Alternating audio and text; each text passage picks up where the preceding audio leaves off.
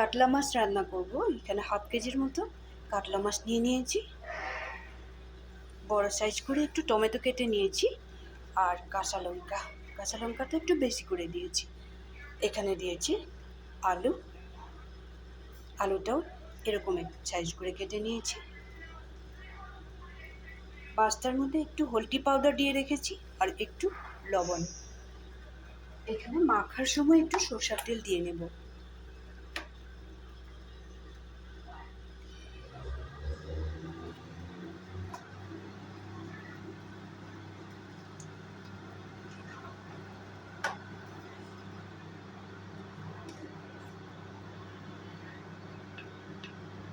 মাছটা মাখার সময় সামান্য পরিমাণে একটু লঙ্কার গুঁড়াও দিয়ে দিলাম।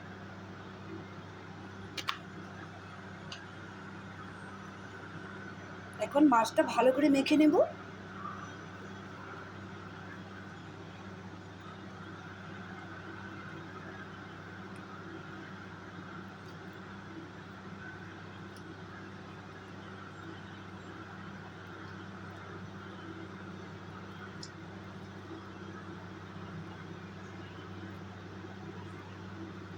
এই মাছটা রান্না করার সময় বেশি কোনো কিছু মশলা ব্যবহার করা হবে না।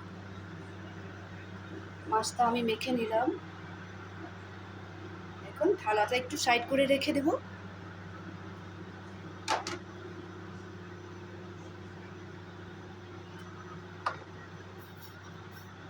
এখন গ্যাসটা জ্বালিয়ে নেব।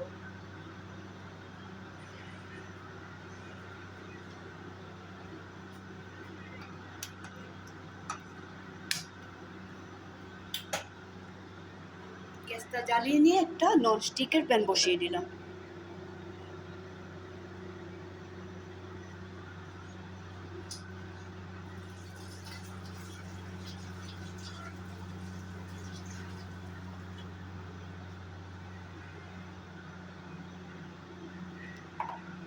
এই মাছটা আমি সাদা তেল দিয়ে রান্না করব না, আমি সরষের তেল দিয়ে রান্না করব।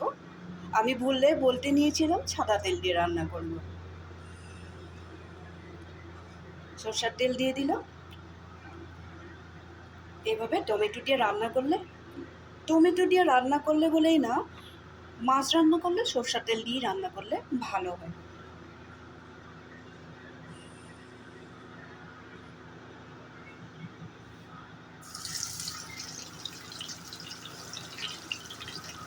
এখন মাছগুলো ফ্রাই করে নেব।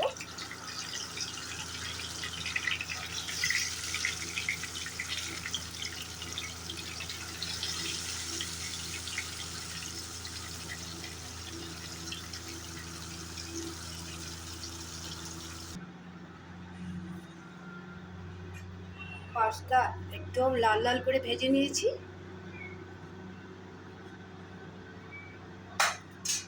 ওই তেলটার মধ্যেই আমি দিয়ে দেব অল্প একটু রসুন, কুচো করা রসুন। রসুনটা কোনো পেস্ট করে দিতে হবে না, একটু থুতু করে দিলেই হয়ে যাবে।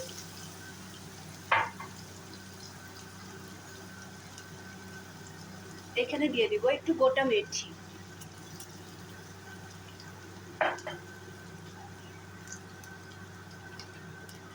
এখন গ্যাসের ফ্লেমটা একটু বাড়িয়ে দিলাম। বাড়িয়ে দিয়ে আমি প্রথমেই আলুটা ফ্রাই করে নেব।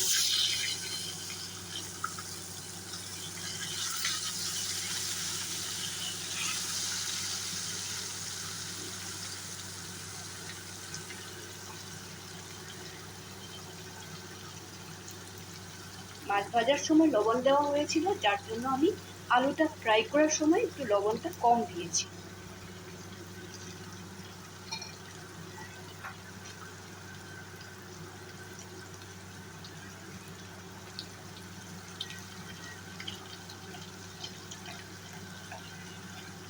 সামান্য পরিমাণে হলদি পাউডার।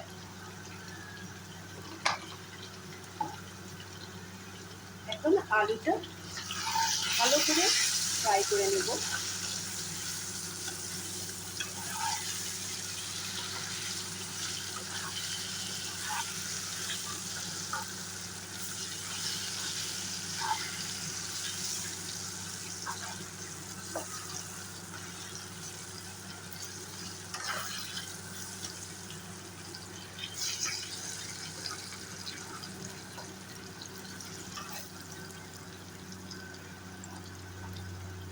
এখন এখানে টমেটোটা অ্যাড করে দেবো। টমেটোর সাথে সাথে কেটে রাখা কাঁচা লঙ্কাটাও দিয়ে দেবো।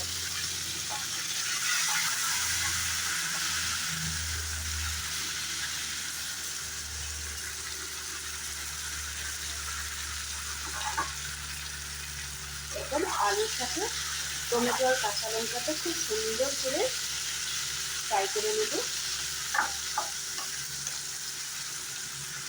আর এখানে কোনো মশলা ব্যবহার করব না।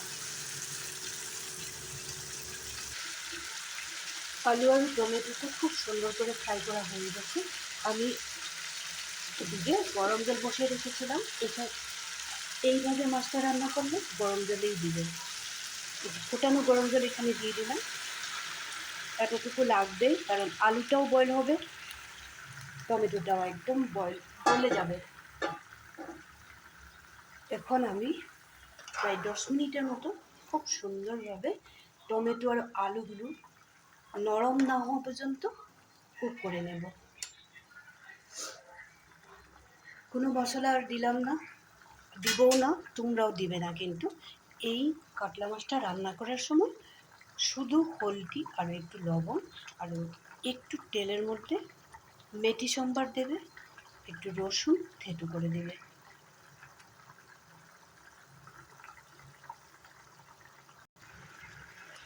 এখানে শুকিয়ে রাখা 3টার মতো জলপাই দিয়ে দেব। জলপাইটা এইভাবেই একটু একটু ভেঙে দিয়ে দেব।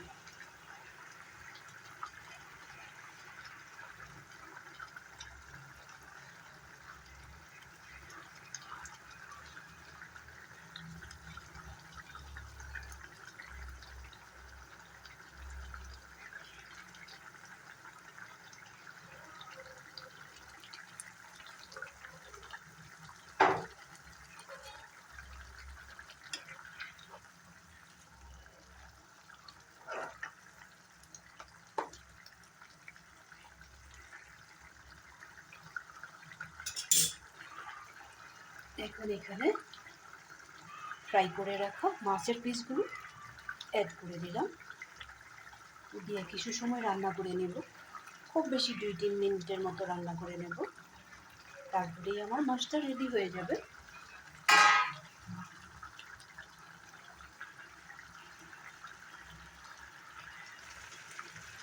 মাছটা রেডি হয়ে গেছে। এখন আমি গ্যাসের ফ্লেমটা অফ করে দিলাম।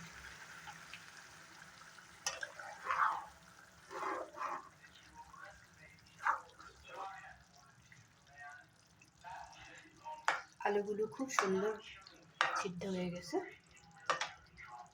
এখন এখানে আরো কয়েকটা চিরা কাঁচা লঙ্কা দিয়ে দেব। নামাবার আগ দিয়ে এইভাবে তোমরাও কয়েকটা কাঁচা লঙ্কা চিড়ে দিয়ে দিবে।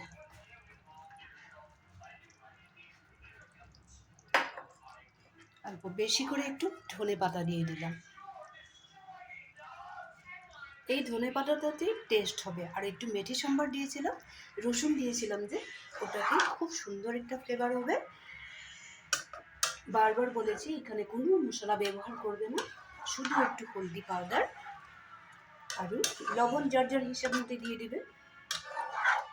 আর নামাবার আগ দিয়ে একটু চিরা কাঁচা লঙ্কা, একটু ধনে পাতা আর টমেটোটা আলুটা একদম গলিয়ে ফেলবে। কিন্তু টমেটোটা যদি গোটা গোটা থাকে টেস্ট হবে না। আর যদি বাড়িতে জলপাই থাকে, এখন তো খুবই জলপাই সিজন, আমি আসাম থেকেই নিয়ে এসেছিলাম। জলপাই শুকিয়ে রাখলে একটু পাকা টাইপের জলপাইগুলো যে 2-1টা এইভাবে অ্যাড করে দেবে এখানে। ফাইনালি এখানে আমি অন্য একটা ডিশে নামিয়ে রাখবো।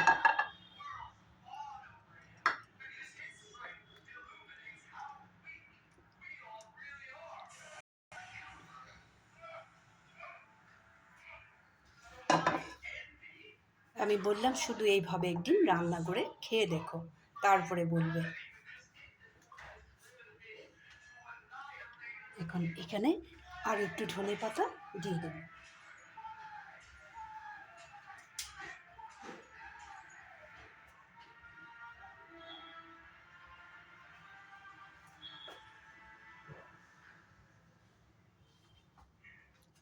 মাছের এই রেসিপিটা তোমাদের যদি ভালো লেগে থাকে, বাড়িতে একবার রান্না করে খেয়ে দেখো।